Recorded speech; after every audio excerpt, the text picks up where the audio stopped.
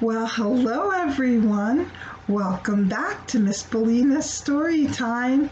I'm so glad you're here, ready to join me in reading another one of my favorite books by my favorite author, Mr. Ezra Jack Keats. The book today is called Jennie's Hat. And this is a wonderful story. I remember my third grade teacher reading this story to me, and I fell in love with it. And I love reading it to all of my friends all the time now. So thank you for joining me and allowing me to share one of my favorites of Ezra Jack Keats' books, Jennie's Hat. Let's begin. Oh, and before we start, let me just say that I want you to remember one thing about Ezra was that he not only authored, that means wrote the stories, but he also illustrated his stories. And this book here has some wonderful illustrations in it, and I am looking forward to highlighting some things for you from this book. Okay. Let's begin.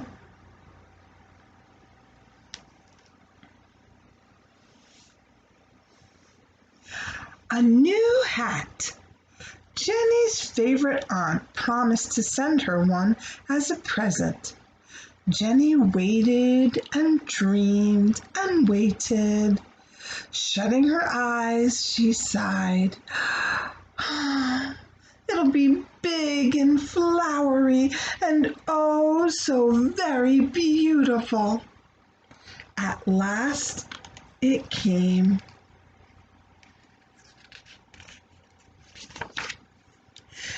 She ran to her room and opened the box.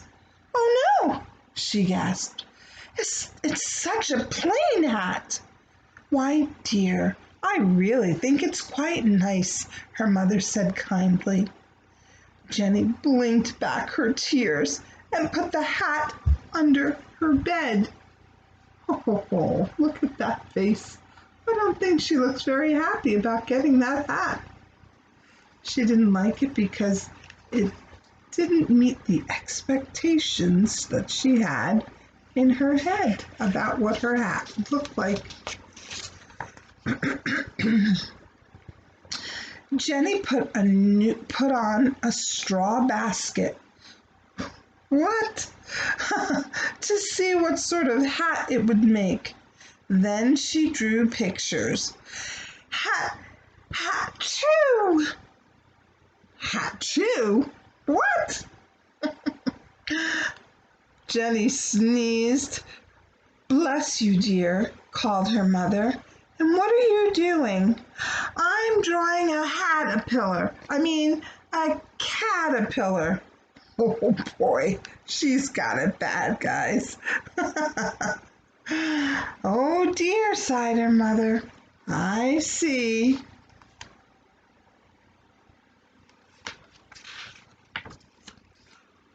Then she tried on a lampshade and a flower pot and a TV antenna. What? And a shiny pan, but none of these would do. Not really. Oh my goodness. Maybe I should let her try on my hat. What do you think of that, huh?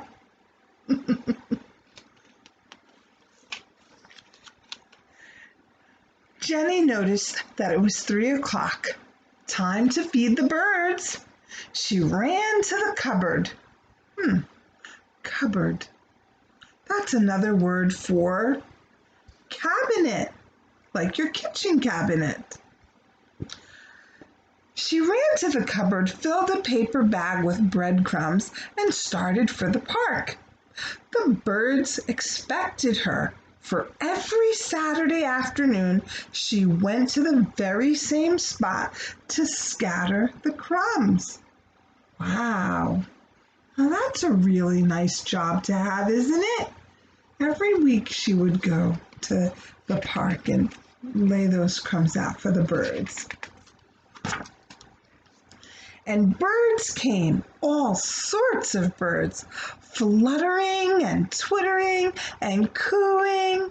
They all knew Jennie. Some ate out of her hand, and others hopped happily on her head. And soon every last crumb was gone, and away they flew. For a while, Jennie forgot about her new hat.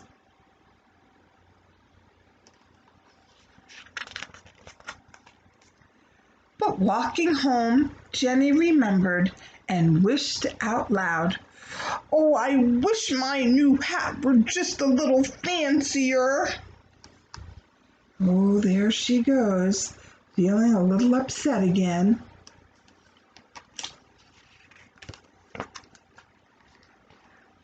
The next morning, Jennie got up early and peeped out the window. What lovely hats she saw!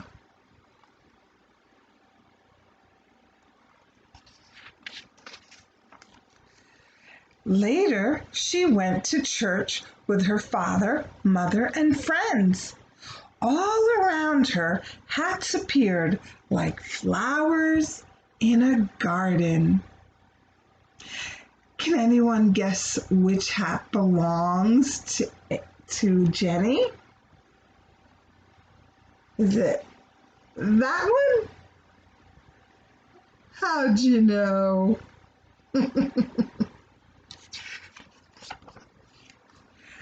As they left the church, Jennie saw some birds, then more and more birds. Were they following her? Oh my goodness, that's amazing. They fluttered down to her plain hat, carrying red and violet flowers and leaves, colored eggs, and a paper fan. They added a picture of swans on a quiet lake and some big red and yellow roses.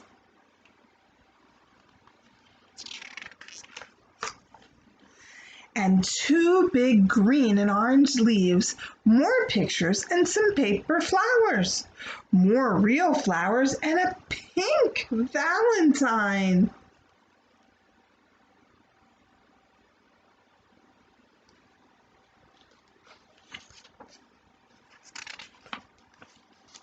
Then all the birds swooped down together, swooped, flapping and fluttering around Jennie's new hat.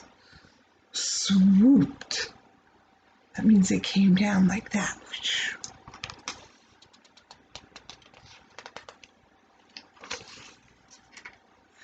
Suddenly, they all flew away. On Jennie's head sat the most beautiful hat. At the very top was a nest of chirping young birds. Jennie felt like chirping too. Happy from head to toe, she felt she was walking on air. People stared in wonder. Behind her flew the birds, watchful and proud. Oh, isn't that wonderful? I wonder why the birds did this for Jennie. What do you think? The birds decorated a beautiful hat and put all these wonderful things on it for Jennie.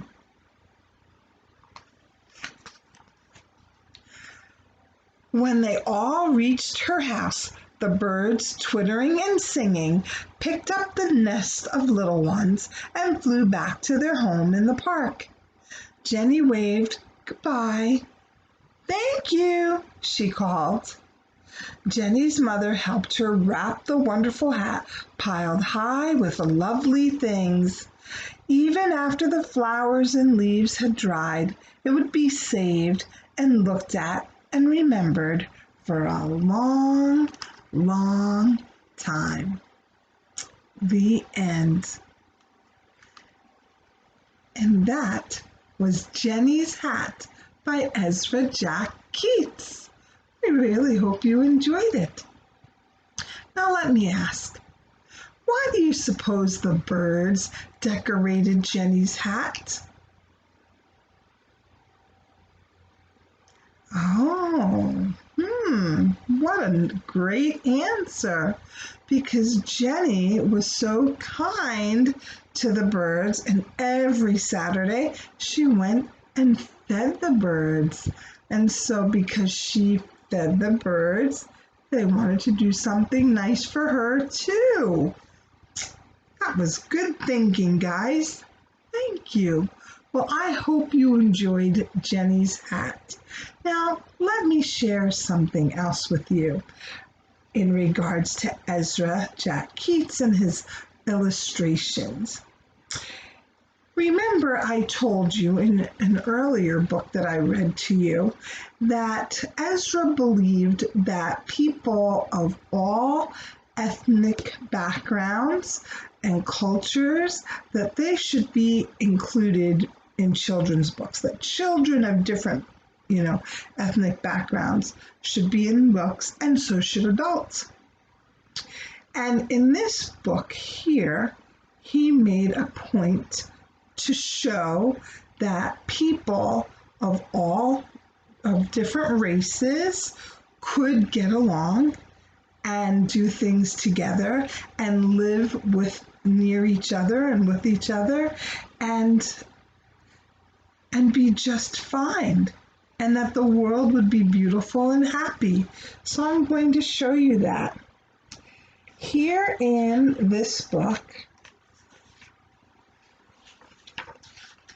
okay, the first picture where he shows that is this one, where he's showing many of the people in Jennie's neighborhood they're going to church, and as they walk past her window, you see people of different ethnic backgrounds going to church. They're all walking, right? Let me point out one other thing. If you see here, he also used wallpaper to help with making the hats on the women here. He used the prints of different wallpapers that he added to his painting. Isn't that neat? Very smart. I like that. Okay. In this picture, look at that. Here again, he's showing everyone sitting in a row at church. They're all different backgrounds, different cultures, but they're at church and they're worshiping together. They're all getting along. They're all sitting next to one another. And he was trying to make the point that that's how our world should be, that we should all be able to live with each other and get along and live happily the way we're supposed to, the way God would want us to. And so he just put that in his book just to show us and teach us that, yes, we can do that. So just wanted to point those things out to you. I love this book, and I love how he used this book to teach us all how we can live. Well, guys, thank you for joining Miss Balina in Miss Balina's Storytime. I look forward to reading new books with you very soon, so tune back in, and I'll see you next time.